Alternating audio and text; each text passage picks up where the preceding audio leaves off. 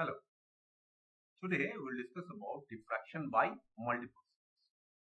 In last two videos, I've talked about diffraction by single slit and diffraction by double slits. So here we're going to extend the slits, number of slits, and we'll see what will be the effect. So let me just talk about single slit and double slit. What was the procedure?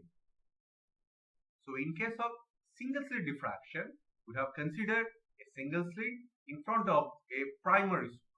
So from primary source, the secondary sources are produced as the slit gap and the wavelength, they are comparable. So when they are comparable, secondary sources are produced over there.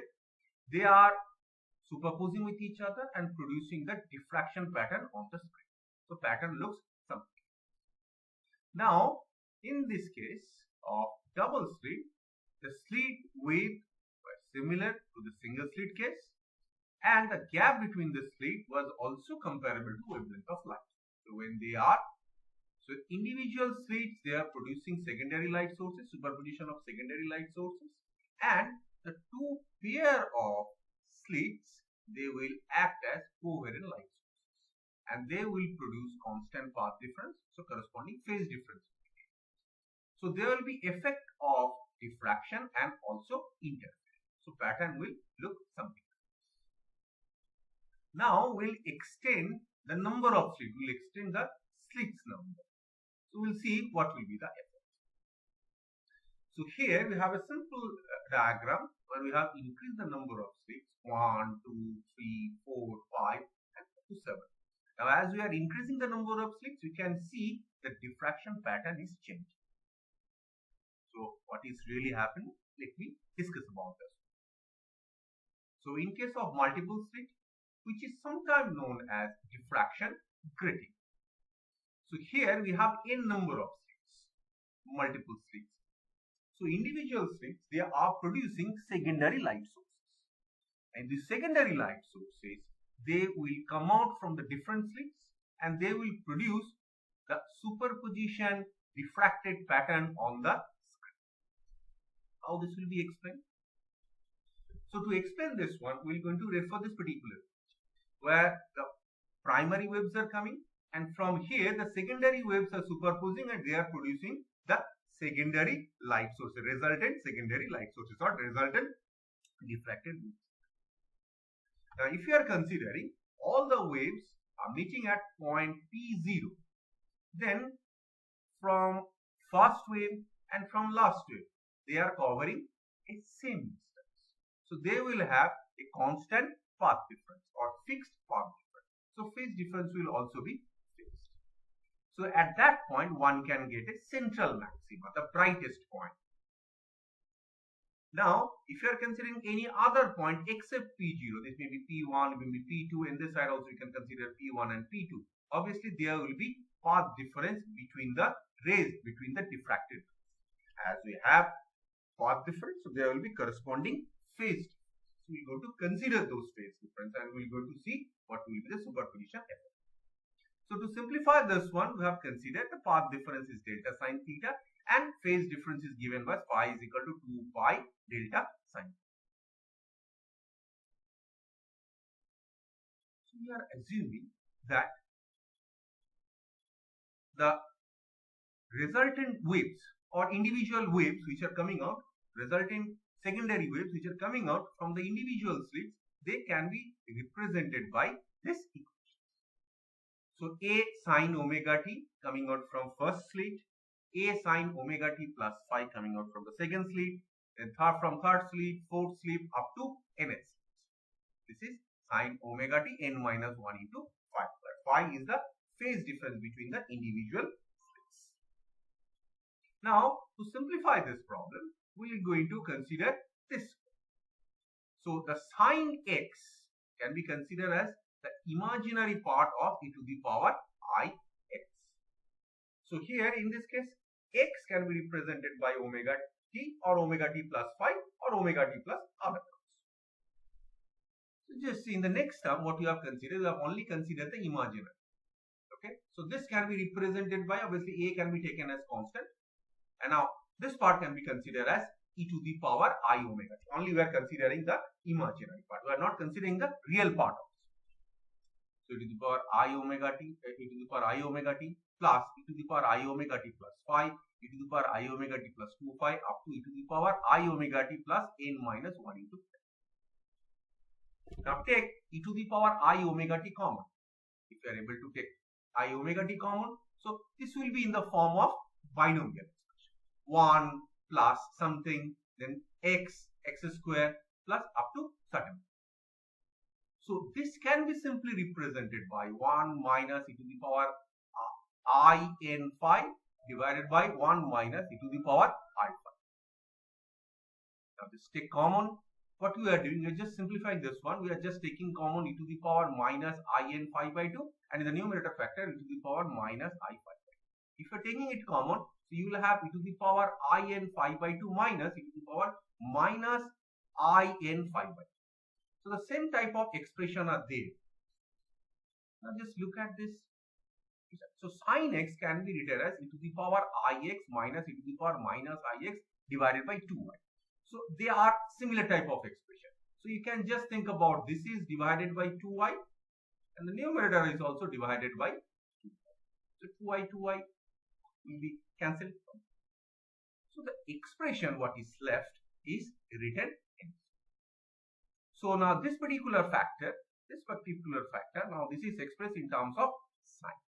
So the denominator becomes sine n phi by 2 or the numerator becomes sine phi by 2. Now this part I am taking. Now this part e to the power I omega t and you have this part left. Okay. So you are taking all the exponential terms. So if you simplify this one, it becomes e to the power I omega t plus n minus 1 into 5. So this is the imaginary part. So you are just writing in terms of trigonometric form. So the imaginary part of this thing can be written as sine omega t plus n minus 1 to 5. Actually this is 5 by 2. N minus 1, 5 by 2 terms. And you have that sine factor. So this looks like a wave equation where this part is the time independent part, whereas this part is the time dependent part. So this is the phase part and this is the amplitude. So amplitude part will give you the intensity expression. Say R, I am representing this is as capital R. Intensity can be given as proportional with R square. So if you know the resultant amplitude, squaring this one, this will give you the intensity expression. So if you add the n number of waves coming out from different slits, so you will come out with an electric field expression or the wave expression which looks something like this. Now remember that when we are superposing with each other, we are really talking about the amplitude part which is coming out from the individual slits. They are basically in the form of E0 or E0. Actually this is E max sine beta by beta. Okay, so this term is given from the amplitude part. The resultant amplitude part of the individual secondary. Now, so the total resultant amplitude part is given as E, which is equal to A max. A max is given as n into A, but n is the number of secondary slits and small a is the individual waves amplitude. So A max sine beta by beta. And what is beta? Beta is given as pi d sine theta divided by lambda. And you have the gamma expression. Gamma is given as pi by lambda b plus d sine. Okay. So the intensity term is given by A max square sine beta by beta whole square sine n gamma divided by sine gamma whole square. Now you have two terms. One is the individual slit and another is the n number of slits. So one can consider the individual slit effect and overall n slits. Now come to the phasor diagram. Now The similar thing can be explained by phasor diagram, where we can consider the amplitudes, the amplitude of the individual waves and the phase values that showing the direction of the vectors of those amplitudes. Now what it gives? So we are just assuming 0 or O P1 is the first vector or the first wave coming from first slit. Then P1 to P2 are having same distance of A. Now here what it gives? It gives the second wave coming from second slit. Then we can consider P3 third wave, P4 fourth wave up to Pn. Now if you are adding all the vectors coming out from the individual slits, so you will get a curvature. So you can extend this one and you will get a bigger circle. And the circle having a center at C, the origin at C.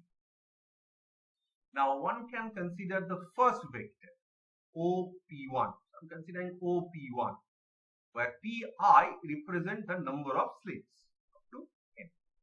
So just consider OP1. So how we can represent OP1? OP1 can be written as twice of OC sine of gamma. And this is the resultant OP, this is the resultant distance. This is represented by A, the resultant. This is for the single slit. A is A max sine beta by beta, where A max is n into. If you have this expression, so one can write OC, just simply represent this one. OC can be written as A divided by 2 sine gamma, 2 sine. Now consider the triangle. So as we have a bigger circle, I'm considering the two individual triangles. In this case, we are really interested about this distance. This distance is the resultant distance. So when you are adding those vectors, you will consider the resultant vector. This is the resultant vector. If you are able to calculate this one can get the idea about the resultant of wave, resultant amplitude. So how are we going to do this one? So just to do these things, we are going to consider the two triangles. Obviously, OC and OPN represent the radius of the imaginary circle. And we are just draw a normal from C to. Now we are dividing the triangles into two parts, OMC and PNMC. So these two triangles. And their angles are having n gamma. Both are having n gamma. N is the number of slits. So just you can see OCM. So what is OCM? OCM is OCM. So OCM is given as OM. So we are really interested about this distance OM. This is equal to R, this side, R sine n gamma. Same way you can consider PNM. This is equal to R sine n. So when you have this side and this side, so you can add both of them. So you will get OPN. So what OPN gives you? OPN gives you twice of 2RN sine n. Now the resultant vector. So we need to talk about resultant vector. So resultant vector is OR. So what is R? R is what? OC. This is OC, is the radius. So we're going to put this value in this expression. So this is O2 OPN. This is equal to 2A2 sine gamma multiplied with sine n. So just rearranging this one. So this 2 and 2 will vanish. And A is given as A max sine beta by beta. So sine n gamma divided by sine gamma. So this is the resultant amplitude. It looks similar what was calculated from the wave superposition. So this expression seems it correct. So when you have resultant amplitude, one can calculate what is the intensity, simply squaring. We have two methods for calculating resultant amplitude of the n number of slits. multiple slit or diffraction gradient. Now, when you have the intensity term, one needs to find what are the conditions for maxima. So, when you have this expression, when you have the experimental setup, the intensity distribution will look something like at the center there will be bright point. Then we have the secondary maxima. In between two maximas, there will be some number of small maximas along with the minima. So we need to calculate what are the conditions for maxima and minima. So to find maxima and minima of the extreme values, one can use the simple concept of calculus. So you have a function I as a function of, say, gamma. Actually, I have already calculated for this part, for the single slit. So we are just considering I. This is equal to, say, I1. So whole expression I1 is given by A square divided by multiplied with sine beta by beta square, multiplied with this sine term, sine n gamma divided by sine and square of this. Okay. So now in this function I as a function of, now if you are differentiating this function with respect to gamma, so we are differentiating with respect to gamma, okay, and make it equal to 0.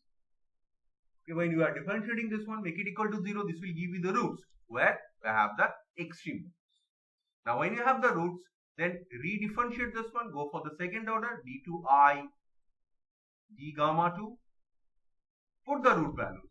If this is greater than 0, so then we have minima. If this is less than 0, this will be maximum. You can just check this one, what is really happening. Now, so the conditions for maxima and minima. So what we are doing, we are just considering I is equal to I1 sine n gamma divided by sine gamma whole square. Just to have considered. And what we have mentioned, we need to differentiate this one and make it equal to 0. So when you are differentiating this one, you will have an expression something like this. Here we have used the rules of division. Okay, differential rule of division. So squaring this one, considering this is constant, okay, and then differentiating over sine n. Then minus. So again, so sine n gamma will be taken as constant. As is, sine square n gamma will be taken as constant, and you have to differentiate over sine square. Okay. So if you rearranging all of them, so you will come out with this expression. So either this term is equal to 0 or this term is equal to 0. Okay. So if you just look at this expression, from this expression, one can say if sine quantity is equal to 0, so the whole terms become 0. So this is the condition of. So if this is equal to 0, this is the condition for minima. And if this is equal to 0, this is the condition of max. Let me just check this one out. Now when sine gamma is equal to 0, gamma values are plus minus m pi. A means of certain integer values. Now to get the condition for central maxima, when we don't have any diffraction, so all the rays are covering same distance, same path, differences. So mathematically, if we try to solve this one, gamma tends to m pi, then sine n gamma divided by sine gamma will be 0 divided by 0 undivided. So to simplify the problem, what we're going to do, we're going to use the L'Hospital. We're going to differentiate denominator and numerator. So if you differentiate this one and put the values back, what is left? Here you will have n and you have another n will appear. So this will give you n square. So the intensity for the central maxima or the primary maxima IP is given as n square into I1. So we know what is it. So now for the central maxima, this factor simply becomes n square. For primary maxima or central maxima, it becomes n square. Now the most important part is the intensity of principal maxima increases as the number of slits increases. N is denoting the number of slits. And then you have a game between n square and this sine beta by beta. Okay. So obviously, but due to the presence of this term, whose value decreases with increasing the angle of diffraction. So the intensity of principal maxima decreases with increasing the order number of bands. Okay, so the number of bands, if it is increases, so the central maxima will increase, but the number of bands, if it decreases, so the intensity will also vary.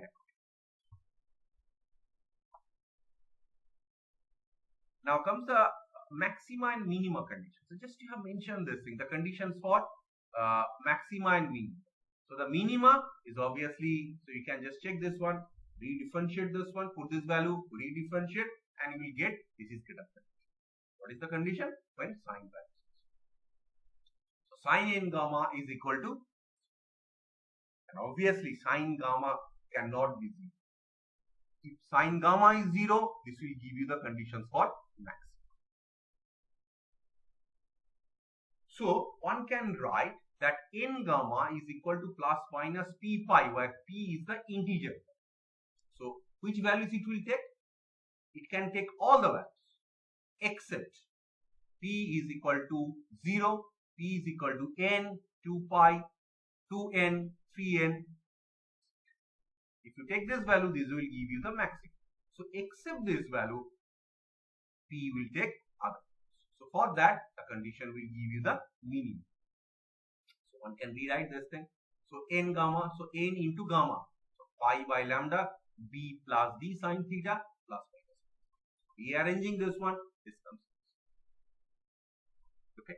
So p can be written as p, which is not equal to s into n. So s must be 0, 1, 2, 3. It cannot. Otherwise, this will give you the condition for. Now, the most important part, just mention this thing. So in between the maximas, there will be n minus 1 equally spaced. The most important part, there will be n minus 1 equally spaced, and n minus 2 secondary maxima in between. So you will have maximas in between minimas and minima in between maximas.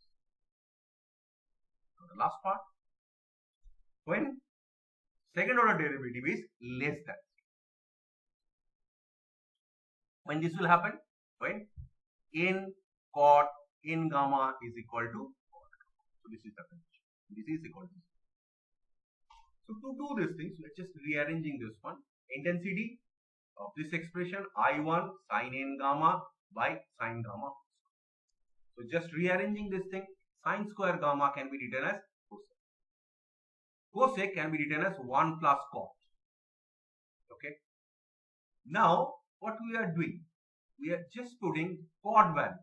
So cot n gamma, this is equal to cot gamma divided by m. So I am taking this n over here.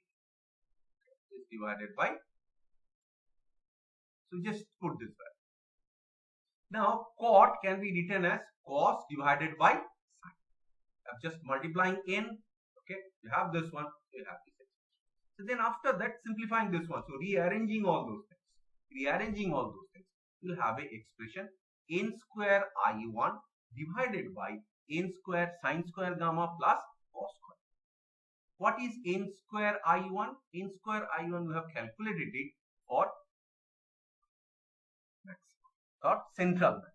This is n square I.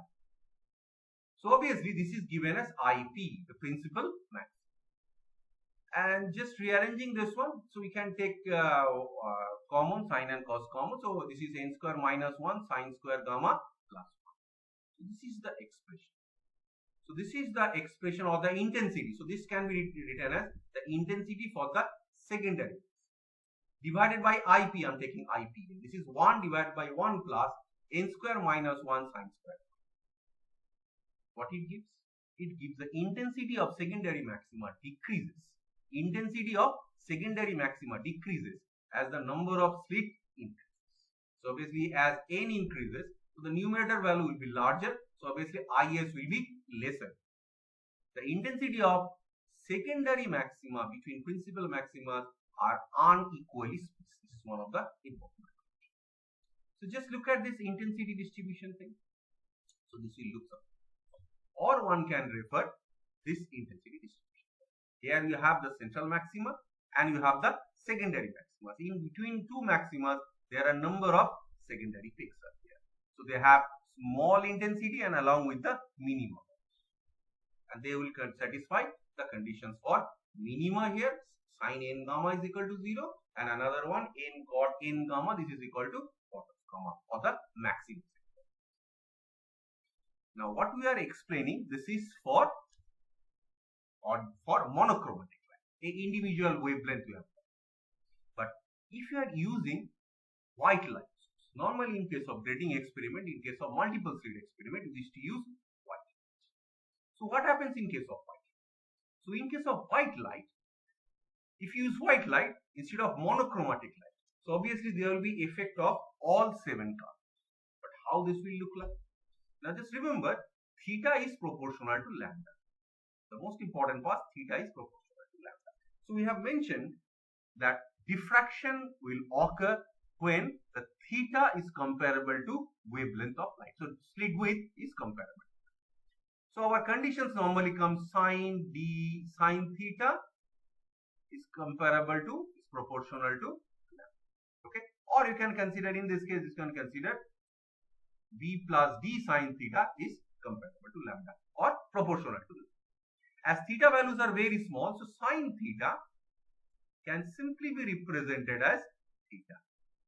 Okay, this is constant, so one can write theta is proportional to lambda. So if lambda increases, so theta will increase. If lambda decreases, theta will decrease.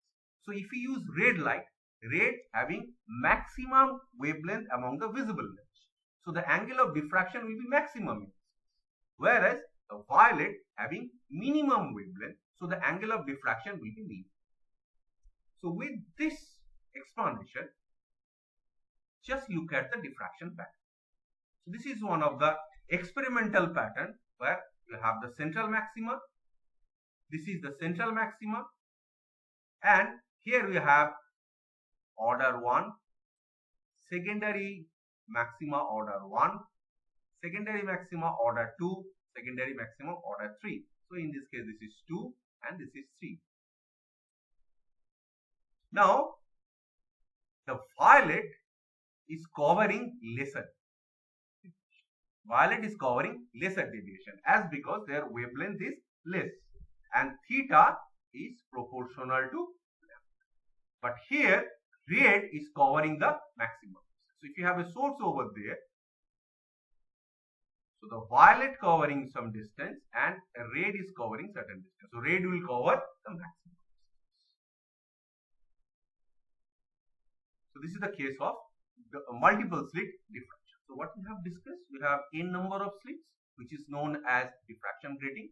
So as we increase the number of slits, so obviously the individual slit acts as a secondary light source. They will superpose and produce effect. The intensity distribution term or the resultant amplitude term is given as, this is a expression multiplied with individual slit expression with the n number of slits. So this quantity is for the individual slit and this part is for the n number of slits. We have checked it for the concept of superposition and concept of phasor diagram, the polygon method. So the intensities look something like this, central maxima, and there will be other secondary maximas. In between two maximas, there will be some small maximas also available along with the minimum. So what are the conditions? To do these things, what we have done, we have differentiated the intensity term as a function of gamma. And we have observed for two conditions. For this case, we have the minima condition, and for this case, we have the maximum. So these are the condition for secondary minima and these are the condition for secondary maxima. And this is the case of central maxima when sin gamma is equal to 0 as theta tends to 0, as theta is very small, theta tends to 0, so sin gamma is equal to 0. This will give you the central maxima. And the last thing what we have discussed is the diffraction by white light passing through diffraction grating.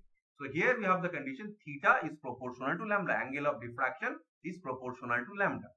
So if angle of diffraction is proportional to lambda, so obviously red light will have a maximum distance cover in comparison to violet. So obviously in case of prism spectra, this is just opposite. So this is known as the grating spring. Thank you.